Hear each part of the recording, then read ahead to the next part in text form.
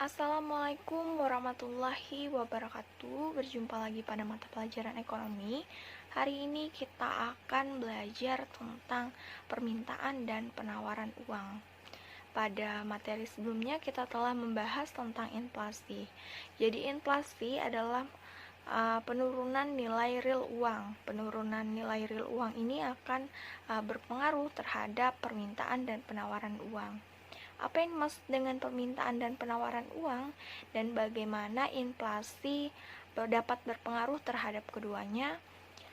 Untuk mendapat jawabannya, kita akan bahas lebih dalam tentang permintaan dan penawaran uang. Jadi, pertama-tama kita di sini akan membahas terlebih dahulu tentang permintaan uang. Jadi, permintaan uang di sini dalam konsep ekonomi adalah keinginan masyarakat untuk memegang uang tunai atau kas daripada mewujudkan kekayaannya dalam bentuk lain, bisa berupa tanah, emas, dan surat berharga ataupun yang lain-lainnya. Mengapa masyarakat lebih suka memegang uang secara tunai? Jadi ini dipengaruhi oleh karena manfaat uang itu sendiri sangat banyak, terutama sebagai alat pembayaran yang bersifat sangat liquid, dapat disegera dibelanjakan dan sangat praktis. Kemudian di sini kita akan membahas teori permintaan uang itu sendiri. Jadi di sini ada dua teori tentang permintaan uang. Yang pertama adalah teori permintaan uang menurut Keynes dan teori permintaan uang klasik. Jadi pertama-tama kita akan bahas dulu teori permintaan uang menurut Keynes ini. Jadi menurut Keynes di sini permintaan uang itu terbagi menjadi 3 motif. Yang pertama adalah motif transaksi, yang kedua motif untuk berjaga-jaga, dan yang ketiga motif spekulasi. Dalam permintaan uang untuk motif transaksi ini, uang digunakan masyarakat untuk keperluan masyarakat bertransaksi. Misalnya masyarakat membutuhkan uang tunai untuk membeli kebutuhan pokok, kemudian perusahaan membutuhkan uang tunai untuk membeli bahan baku, sedangkan pemerintah membutuhkan uang tunai untuk membeli barang atau jasa guna melakukan pelayanan publik. Untuk memenuhi kebutuhan saat bertransaksi, masyarakat ingin memegang uang tunai atau kas. Besar kecilnya permintaan uang untuk tujuan bertransaksi dipengaruhi oleh pendapatan. Semakin tinggi pendapatan seseorang, semakin besar keinginan menyimpan uang tunai untuk kebutuhan bertransaksi.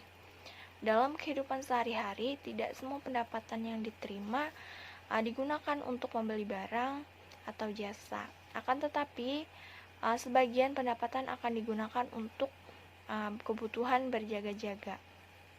Ketidakpastian kondisi pada masa depan mendorong seseorang menyimpan uang tunai untuk berjaga-jaga. Motif berjaga-jaga juga dipengaruhi tinggi rendah pendapatan seseorang. Jadi semakin tinggi pendapatan seseorang, semakin besar keinginan menyimpan uang tunai untuk kebutuhan berjaga-jaga. Kemudian yang ketiga di sini ada motif spekulasi. Motif spekulasi ini berarti membuat pilihan dengan tujuan memperoleh hasil yang tinggi. Jadi permintaan uang untuk motif spekulasi ini dipengaruhi oleh tingkat suku bunga. Misalnya ketika tingkat suku bunga rendah, masyarakat akan lebih memilih menggunakan uang untuk membeli surat berharga seperti obligasi dan saham. Dengan menggunakan uang untuk membeli surat berharga dan saham, masyarakat berharap surat berharga tersebut mengalami kenaikan harga pada masa yang akan datang. Akan tetapi, penggunaan uang untuk membeli surat berharga akan mendatangkan resiko lebih besar daripada menyimpan uang. Hal ini disebabkan surat berharga memiliki fluktuasi nilai yang cenderung tinggi. Sebaliknya, jika tingkat suku bunga tinggi, masyarakat akan lebih suka atau senang menyimpan uang di bank dengan tingkat risiko lebih rendah daripada menginvestasikan uang dalam bentuk surat berharga. Sedangkan menurut teori klasiknya, jadi ini akan memfokuskan pada hubungan antara jumlah uang yang beredar di masyarakat dan nilai uang atau tingkat harga dari suatu barang. Seperti itu. Kemudian kita akan membahas tentang faktor-faktor yang mempengaruhi permintaan uang. Jadi secara umum faktor yang mempengaruhi permintaan uang antara lain yaitu kekayaan masyarakat yang bertambah, kemudian berubahnya selera masyarakat terhadap barang atau hiasan, atau juga bisa berupa jasa, kemudian tingkat harga umum yang mengalami kenaikan atau inflasi, adanya fasilitas pembelajaran secara kredit, serta sistem pembayaran yang berlaku dalam perekonomian. Kemudian kita akan membahas tentang penawaran uang di sini. Jadi penawaran uang di sini adalah dapat diartikan sebagai jumlah uang yang beredar dalam masyarakat, meliputi uang kartal dan giral. Ketersediaan jumlah uang yang beredar menjadi tugas bank sentral. Uang yang beredar dalam perekonomian dikelompokkan menjadi M1, M2, dan M3. M1 di sini terdiri atas uang kartal atau uang giral. Jadi uang kartal ini merupakan uang yang biasa kita gunakan untuk membeli barang atau jasa. Uang kartal diterbitkan oleh Bank Indonesia dan terdiri atas uang logam dan uang kertas. Sedangkan uang giral merupakan alat pembayaran yang diterbitkan oleh bank-bank umum. Contoh uang giral adalah cek dan biljet giro. Sedangkan M2 di sini merupakan uang dalam arti yang luas, yaitu uang kartal dan uang giral ditambah dengan uang kuasi. Uang kuasi ini merupakan bentuk kekayaan finansial yang dapat diuangkan. Uang kuasi tidak bisa digunakan secara langsung sebagai alat pembayaran atau alat tukar, tetapi berjangka dapat segera diuangkan. Misalnya Anda memiliki tabungan atau deposito yang berjangka pendek di bank. Anda dapat menggunakan uang sebagai alat pembayaran jika Anda telah mengambilnya. Kemudian M3.